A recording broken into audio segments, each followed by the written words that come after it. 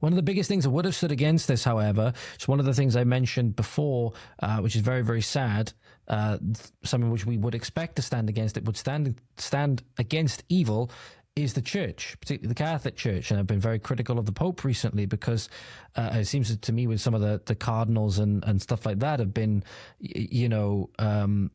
toting this, globalist line, which came from, Francis and stuff like that, right? But you have Cardinal Parolin sent a telegram. This is from Deacon Nick Donnelly on X. And it's about the slaughter of Catholics in the Congo. So we've seen so many attacks on Christians recently. There was one in the Congo. There was a recent one again in Nigeria, which is happening pretty much weekly or less than that, or more than that in Nigeria at the moment, from groups like Boko Haram and stuff like that, murdering Christians in Nigeria like there's no tomorrow. But when this telegram got sent from Cardinal Parolin about the slaughter of Catholics in the Congo, they seem to deliberately, and this is my thing where I'm scared that the church that at least that I think has a very good claim to being the true church, right, is coming across very weak. And like it doesn't want to quote unquote upset community tensions because they make no reference to the identity of the terrorists and what motivated them seemingly. And it makes you wonder, why are they so reluctant to name them? People whom are faithful to their church are being slaughtered in the name of a foreign god, right? And the church won't do anything. The church won't even say who it is. But at the same time, as he mentions, they're perfectly okay with criticizing Israel and the IDF, right? So the post goes, to His Excellency, however the fuck you say it, Monsignor Fulgence Muteba Mugalu, President of Kenko, Kinshasa, His Holiness Pope Leo XIV learned with dismay and deep sorrow of the attack perpetrated against the Blessed Anorite Parish in Komanda, Ituri Province, which resulted in the deaths of several faithful gathered for worship. He joins in the mourning of the families and the severely affected Christian community, expressing his closeness and assuring them of his prayers. This tragedy calls us all the more to work for the integral human development of the suffering population in this region. His Holiness implores God that the blood of these martyrs may be a seed of peace, reconciliation, fraternity, and love for the entire Congolese people. The Holy Father sent his apostolic blessing to the Blessed Anorite Parish in Komanda, especially to the grieving families, as well as to the sons and daughters of the Democratic Republic of Congo and the entire nation. Cardinal Pietro Parolin. So again, why is it okay to call out one, but it's not okay to call out the other? Well, it does seem, at least when you look at all across the world, there's one that is doing far more damage right now. There's one that is doing far more damage than Israel and the IDF, and than any other. And that is Islam. And that is Muslims. That are Muslims, for example. I spoke about this before. I think Deacon Donnelly has said about this as well. Not this specific point, but the silence of the Catholic Church, seemingly, about when the rape of Britain was going on. And now that it's all public knowledge, people have gone to prison for their involvement in rape gangs and stuff like that, whether you agree that the sentences were just or not. People sometimes have gone to prison. They have been sentenced. We have overwhelming evidence of this now. It's no longer a conspiracy, seemingly like Dan Bilzerian and people like that want to say, when in his comment recently about Charlie Kirk, when Charlie Kirk made a post about the accused police officers in Rotherham that were accused of actually raping girls in marked cars, right? Actual police officers accused of raping girls and terrifying them and saying that they'll give them back to the gang if they don't do what they wanted, right? Truly, truly evil stuff. Dan Bilzerian comments underneath, interesting for you to comment about quote-unquote rape gangs, and puts it in quotations, right? When you won't say anything about the IDF soldiers supposedly raping this Palestinian soldier that was caught on video, and you didn't say anything. So that was truly, truly disgusting. People still want to pretend that this didn't happen. People want to pretend this didn't happen, usually because their hatred of Jews overwhelms them more than anything else. But again, where was the church? Where was the church? Where were the church leaders? Where was the Pope? Why hasn't Pope Leo still not said anything? He's the one with the power to really, you know, if you think about it, as the head of the church, one of the most influential people in the entire world. Possibly the most, who pretty much all world leaders, when they come to meet him, will bend the knee. Aside from, you know, precious few, right? Will bend the knee and kiss the ring, right? Why hasn't he said anything? You're looking at hundreds of thousands to millions of victims. Why has he not said anything? If he has said something, do let me know. Do let me know if he has said something, because I haven't seen anything. He said nothing about the Druze, other than that one throwaway line where he didn't even mention them by name. Just said for the people of southern Syria. Again, no mention of when it's being done for ethno-religious reasons against people of the West. But yet, when Israel, whether it's intentional, whether it does make a mistake, when tragedies happen in Israel with the war that's being prosecuted over there at the moment, they're so quick to name Israel, IDF, all of these things, right? But yet, when it comes to Islam, they'll say nothing. They won't mention it. Why? Your weakness, if anything, the church's weakness, is why it's gotten this far. Make no peace with evil, I thought, is what the church stood for. And again, I'm one to talk. I'm one to talk, but I'm not the fucking leader of the church. You know? But you remember what Paul said to Peter when he wouldn't dine with the Gentiles. Called him out for it. So it's okay for us to call the church out for it, especially when you see things like this, right? And it's not just Muslims as well, by the way. You have an instance here in India. 2 Catholic nuns have been arrested in the latest anti-Catholic demonstration or disgrace in the country. The nuns face made-up charges of forced coercion. This is from Catholic Arena on X. And it's a regular false charge made by Hindu extremists or Hindi extremists who regularly abuse and intimidate Christians under the same false charges.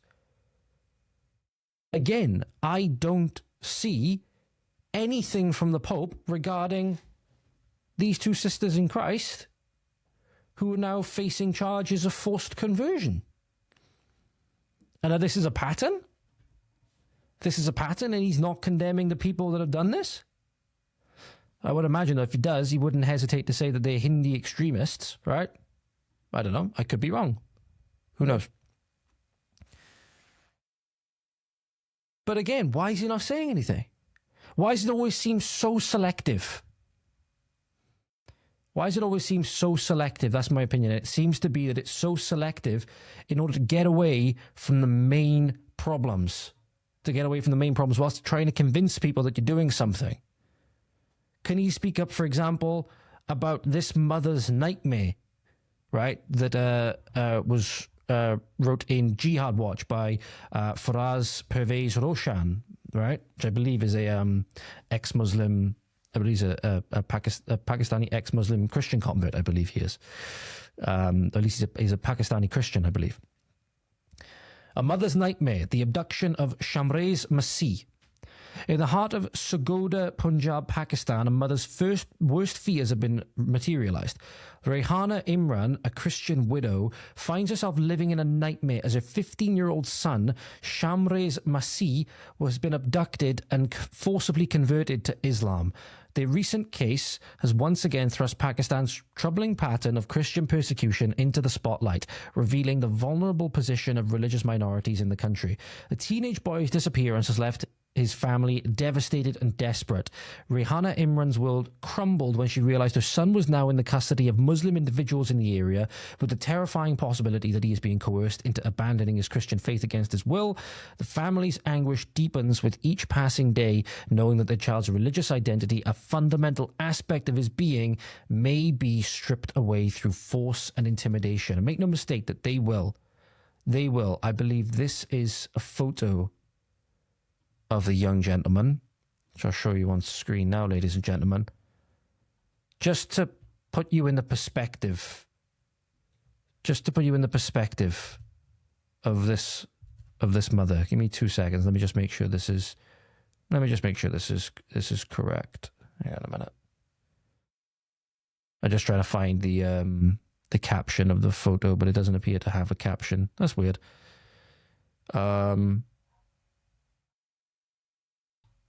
But yeah, I'm not sure if this is the same young boy, but just imagine how terrified you would be, for example. Just imagine how terrified you'd be. Don't know where your son is. You don't know the state that he's in. You don't know what they're doing to him. You know that these people don't treat people of other religions well. Don't care if they're children. In many instances, the acts are directly condoned against children.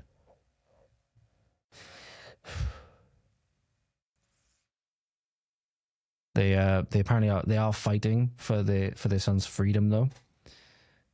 They filed a first information report under Section 365 of Pakistan's Penal Code for abduction. That was on July 22nd. Case has been classified as a matter of urgent concern, reflecting the gravity of the situation. According to reports, 5 suspects are believed to be holding shamrais, however you say, including individuals identified as Tawheed, Rehman, and Munir. However, despite the formal complaint and the urgency of the matter, no arrests have been made. So that was a week and a half ago. It's the 2nd of August today. So yeah, that was about a week and a half ago. That was a week last Tuesday. In action leaves a family trapped in painful limbo of uncertainty, desperately hoping for their son's safe return, fearing what he may be enduring in captivity. And the biggest thing is, ladies and gentlemen, the church has said nothing. The church seems to be very weak on all of these issues for its faithful. And it's a pattern. It's part of a pattern that is ongoing. This case is far from isolated in Sagoda, a city that has witnessed repeated incidents of Christian persecution. The city gained international attention following a violent attack on a 74-year-old Lazarus Masih on May 25th, 2024. The elderly Christian man became the victim of mob violence in what was ironically a predominantly Christian area, with hundreds of individuals participating in the assault. The incident drew strong condemnation from the US Commission on International Religious Freedom, highlighting the international concern over religious persecution in Pakistan. What things could the church be calling out, for example? So they could be calling out, in terms of the institutional framework behind the persecution, several interconnected factors, such as military and strategic importance. Sagoda holds significant strategic importance due to its connection with the Pakistan Air Force and its role as a hub for security and intelligence apparatus. This military significance has fostered what many observers describe as a close alliance between religious clerics, or the mullahs, and military establishments, creating a power structure that often operates beyond conventional accountability. Deep-rooted religious extremism. Religious extremist organizations have established deep roots in Sagoda's social fabric. These groups wield considerable influence and operate with apparent impunity, creating an atmosphere where minority rights are systemically undermined. Their extensive network and social penetration make them formidable forces that even local authorities seem reluctant to challenge. And we've seen that time and time again in our cities, in our counties, and in our towns as well. And the biggest thing is that what's the biggest thing that's going to give them the influence and the go-ahead to feel as though they can operate with impunity? Weakness and kowtowing down, bending the knee at their feet and worshipping them and praying to them, and pleading with them, rather than being strong and standing on principle, actually standing for your people. I'm talking about the church leaders, and I'm talking about the state when I do this, because both of them could say to be held accountable not only for things like this, for not saying things like this, for being weak in their rhetoric and all of these things, but then in things that we'll finish off on today, which if you need a reminder, ladies and gentlemen, what happened in the aftermath of some of these incidents, you only need to look at the Rochdale attack, which I believe is following the Manchester airport attack, which thankfully, I believe both of them did get sentenced for. They did get found guilty, despite the fact they tried to plead not guilty, even though it was all on video. It was all on video, right? But what happened in the aftermath, before they were prosecuted, before they were found guilty, before they were convicted? What happened? If you need a refresher, ladies and gentlemen, I'll play a video for you now. But what happened was a group of masked individuals tried to smash the windows of Rochdale Police Station. They also threw objects at the building, which are thought to be eggs. And then this footage circulated on X and TikTok for all to see. They demanding that they be released, right? Mob justice. This is exactly what we're seeing. It's exactly what we're seeing. But these weakness is only going to make these things worse. Weakness is what led to the mass rape for ethno-religious reasons of hundreds of thousands to millions of British girls, right? So until the fucking Pope, until any church leader, you know, any prominent church leader like the Cardinals or whatever, calls that out, it's going to forever be a stain on the church. Because it's showing weakness. It's showing weakness. And granted, we need to change our ways as well. We need to change our ways as well, because we've allowed ourselves to go down some serious unholy paths. We've allowed ourselves to go down some serious unholy paths. But the church in this instance showing that they're going to, in many cases, ignore it. Especially ignore naming the people that are doing it and the ideology behind it and the reasons they're doing it is only going to drive people further away. You can make no mistake about that. Obviously, the mainstream media didn't report this. The legacy media didn't report this. They instead focused on institutional racism and all of these things. But this is what went on outside Rochdale Police Station after that incident.